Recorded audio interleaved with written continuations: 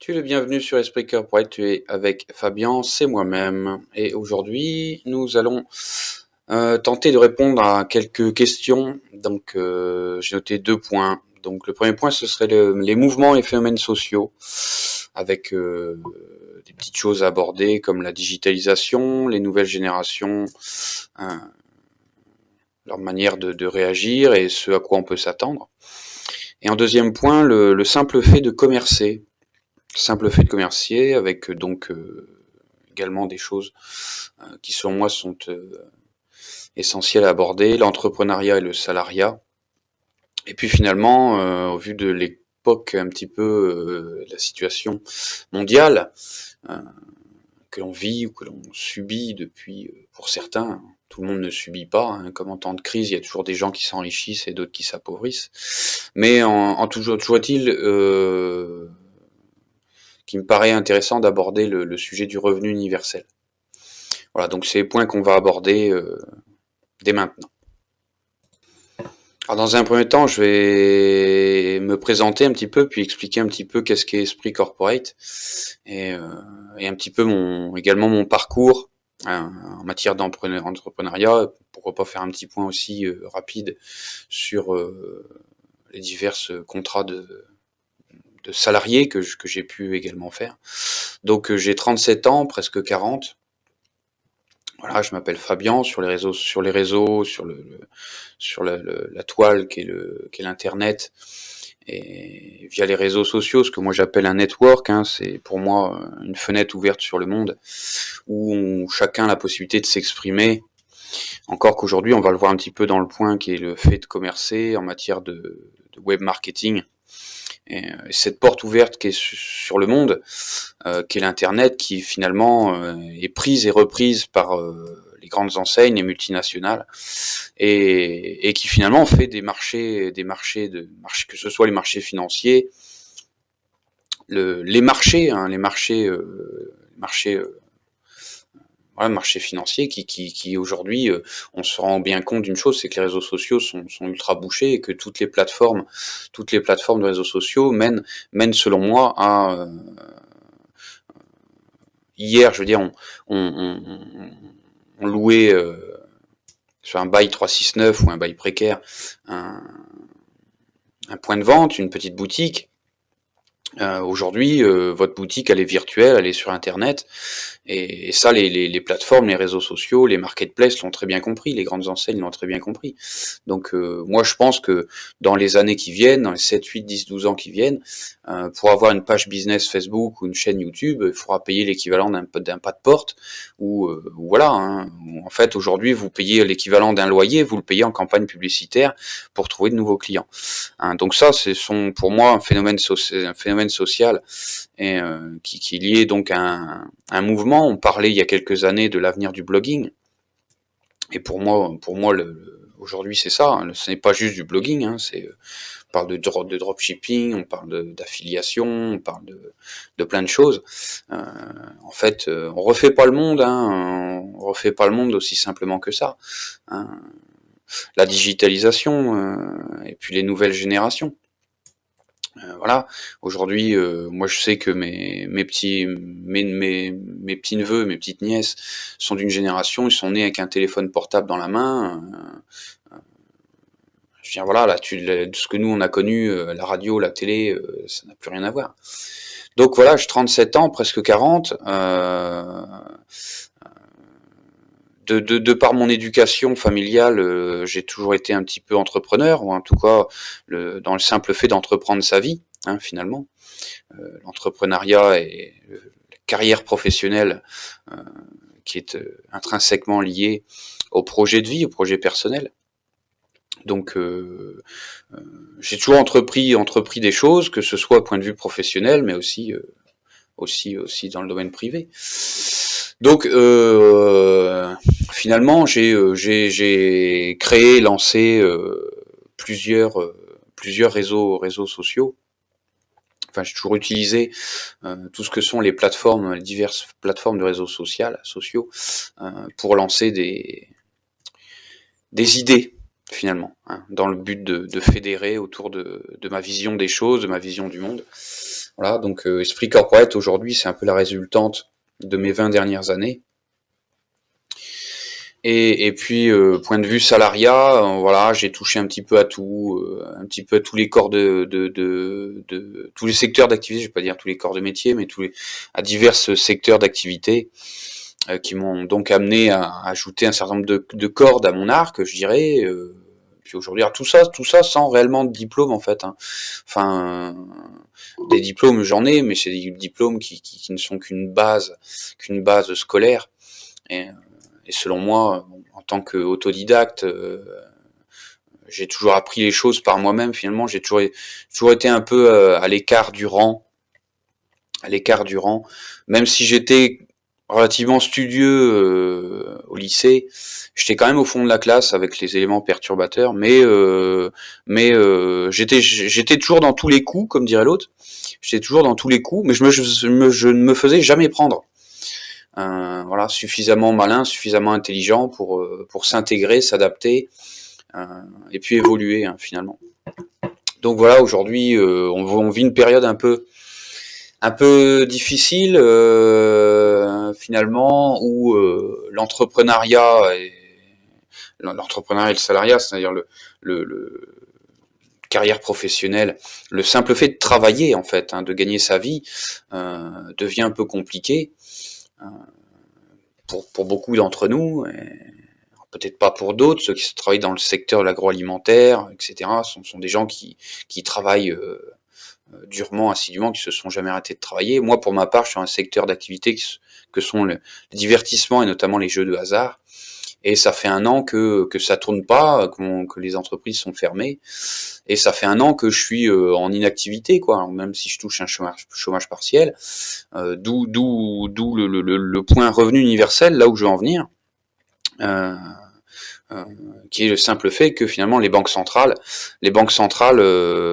créent des lignes de compte, voilà, avec des taux abrutissants, je dirais, si je puis dire, assourdissants, quoi. Voilà, des taux proches de zéro, si ce n'est moins des taux négatifs, quoi. Je veux dire, c'est-à-dire que on emprunte et le fait d'emprunter nous fait gagner de l'argent.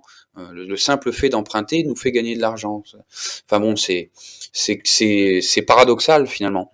Mais donc le revenu universel, moi je considère que c'est un peu ce que je touche depuis 1 an. Hein.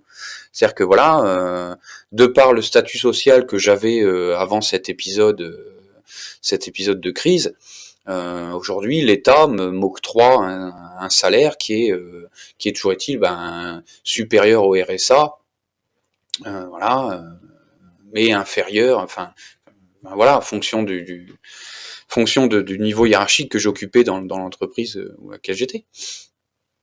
Revenu universel, moi je considère toucher un revenu universel depuis 1 an là. Hein.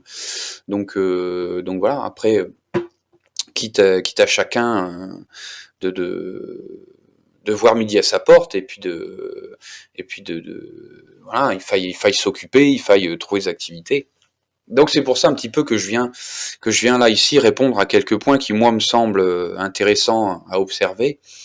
Voilà, les mouvements, les phénomènes sociaux, la digitalisation. Je vois encore ce midi on était autour de la table avec les informations qui tournaient à la télé à côté et je vois une publicité pour une plateforme, un site internet qui propose à destination des parents. Hein, à destination des parents qui proposent aux parents de permettre à leur enfant de suivre une scolarité via un site internet. C'est-à-dire que voilà, alors si tu observes un petit peu ça, on se dit que quoi? On se dit que les nouvelles générations et puis les générations suivantes, dans 15-25 ans, on est en droit de se poser la question, est-ce qu'il y aura toujours des écoles, des universités, des lycées? Est-ce que nos enfants auront les mêmes rapports sociaux? Est-ce que nos enfants entretiendront, je sais pas, le simple fait que de se serrer la main, quoi. Aujourd'hui, avec la crise qu'on vit, on se fait plus la bise, on se serre plus la main. Enfin, alors certains diront que effectivement cette crise et que les décisions de nos gouvernants sont quelque part liberticides, mais il faille observer le simple fait que alors sans tomber dans la théorie du complot, que ce virus ait été disséminé, que ce soit par la main de l'homme ou par les animaux, je sais pas, le pangolin, la chauve-souris, si vous voulez. Mais en fait, la question n'est même pas là. La question n'est même pas là, puisqu'aujourd'hui, on en est là, et il faut faire face à ça, et il faille anticiper. Donc, il y a des questions qui, en fait, là aujourd'hui, ne se posent plus. Alors moi, j'ai eu rendez-vous avec mon médecin référent, mon médecin traitant, il y a quelques jours, et puis, accessoirement, rien de grave, hein, pour faire un bilan sanguin. Parce que j'ai du cholestérol, figurez-vous. Magnifique. Et donc bref, on discute un petit peu avec mon médecin, et elle me parle de la vaccination, du fait qu'elle pense qu'on va sortir de cette situation et qu'on devrait, selon elle, se retrouver rapidement en terrasse des bars à boire des coups, quoi. Bon, peut-être, très bien, j'imagine que énormément de monde serait très heureux de ça. Et je remets pas ça en question, on n'en sait rien, on verra bien comment ça va se dérouler. Moi, je considère que ce virus auquel on fait face, c'est donc une menace invisible, hein, dont on ne sait pas du tout comment elle évolue, comment elle évoluera. On sait pas, enfin, on sait comment elle se transmet, on sait comment elle se propage, hein, comme n'importe quel virus invisible à l'œil. Voilà. Pour autant, aujourd'hui, on n'est pas en mesure de contrôler ça. Donc, du coup, voilà, la vaccination, on nous vaccine avec ce qu'on appelle un ARN messager, c'est-à-dire qu'on nous inocule directement, on nous inocule le virus pour que notre corps s'immunise contre ce même virus, pour finalement ne pas être malade de ce virus, quoi. Hein, simplement, c'est ça.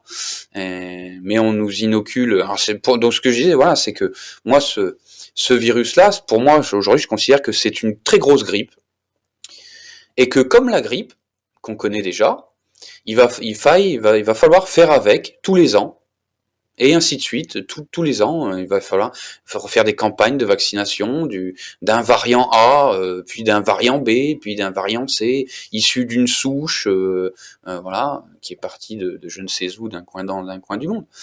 Donc, alors, ça remet en cause énormément de choses en ce qui concerne les phénomènes sociaux, les mouvements sociaux, les rapports sociaux, les rapports entre les êtres. Donc voilà, ça peut remettre en cause le marché de l'amour, parce que moi c'est pareil, l'amour, les rencontres, pour moi aujourd'hui c'est un marché où chacun fait son petit choix en fonction de critères prédéfinis, hein, en fonction de ses exigences, et voilà, en fonction du packaging. Montre-moi 2 ou 3 photos sous tous les angles, fais une description, moi je, et toi, quoi. Donc voilà, on en est là, hein, on en est là. Donc voilà un petit peu, hein, donc mouvement, phénomènes sociaux, digitalisation, les nouvelles générations, nos enfants, nos petits-enfants, notre manière de voir le monde. Qu'est-ce que nous allons transmettre ? Si ce n'est de l'argent, puisque l'argent n'a plus aucune valeur. L'argent, c'est un système d'échange. Ce sont que des bouts de métal et des bouts de papier. C'est un système d'échange. Hein. Alors ce sont des bouts de métal et des bouts de papier imprimés, et ce qui est écrit dessus a de la valeur pour ceux qui lui allouent de la valeur, quoi. Hein. Finalement, donc la valeur des choses, les valeurs intrinsèques de l'être humain que nous sommes, les valeurs et les vertus. Donc, mais en réalité, ça n'a aucune valeur à partir du moment où les banques centrales créent des lignes de compte comme ils le souhaitent. Et rajoute ça, voilà, et injecte des milliards d'euros dans l'économie pour soutenir un système qui dysfonctionne de partout, qui fuit de partout. L'argent va toujours dans les mêmes directions aux mêmes personnes. Voilà, le système ne permet pas vraiment à qui que ce soit de pouvoir évoluer, se grandir, s'enrichir. Non, le système hiérarchique, pyramidale, à la base se trouvant des millions et des milliards de personnes, et plus on souhaite vouloir acquérir quelque chose, plus c'est difficile d'acquérir quelque chose, puisqu'il s'agit de monter sur une échelle sociale, dans une espèce de pyramide, qui plus on veut monter, plus les places sont limitées. Donc ça n'est pas possible que tout le monde y arrive. Et puis en plus de ce fait-là, c'est une sélection. C'est une sélection qui est faite. C'est une sélection qui est faite et des autorisations qui sont données. Il s'agit d'être pote d'un pote d'un pote, d'une famille, fils d'eux, d'un pote d'un pote d'un pote, copain du banquier. Hein, c'est aussi simple que ça. Bon, alors, moi aujourd'hui je dis ça, je tiens ce point de vue-là parce qu'effectivement je roule pas sur l'or. Hein, celui qui est dans son foyer fiscal, 2 adultes, 1, 2, 3 enfants, et monsieur, madame sont cadres d'entreprise, cadres dirigeants, avec un foyer fiscal de 4 800 € à 9 500 €, ces gens-là vivent déjà confortablement, en fait. Hein. Et ces gens-là ne cautionneront pas le discours que je tiens là. Parce que, voilà, ces gens-là ont reçu une autorisation quelque part. Ils ont plus de droits qu'un autre. Alors, on pourrait énumérer quelques critères de beauté, critères de connaissance et de qualification, critères de santé, voilà, et puis tous les autres qui ont un parcours plutôt chaotique, soucis de santé, voilà, un peu bedonnant, petit, gros à lunettes, voilà, scolarité, université, diplôme, pas diplôme, voilà, tout ça. Bon, alors, on va pas refaire le monde comme ça, mais et donc voilà, c'est donc mon point de vue sur la situation, un petit peu l'époque à laquelle on vit, et puis des points qui selon moi sont nécessaires et importants à aborder par les temps qui courent, voilà. Donc vous étiez sur Esprit Corporate et Esprit Corporate Effect avec Fabien, c'est moi-même, et merci à vous d'avoir été là et je vous dis à très bientôt.